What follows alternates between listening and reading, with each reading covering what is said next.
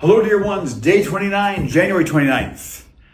I feel as if I heard somewhere or learned somewhere that when you walk through a door frame or cross a threshold, that something actually happens in your psyche, in your mind, that this movement from one room to the next does something to us.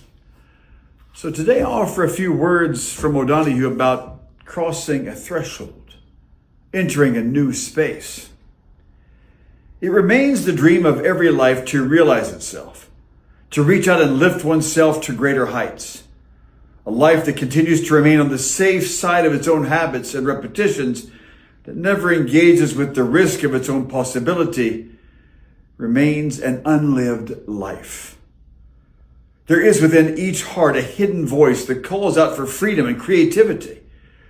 We often linger for years in spaces that are too small and shabby for the grandeur of our spirit. Looking back along life's journey, you come to see how each of the central phases of your life began at a decisive threshold, where you left one way of being and entered another. A threshold is not simply an accidental line that happens to separate one region from another.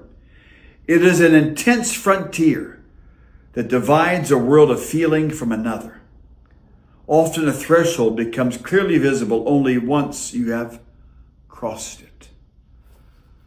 So, dear ones, on this day I ask, what threshold might we need to cross to enter a new life, to set us free?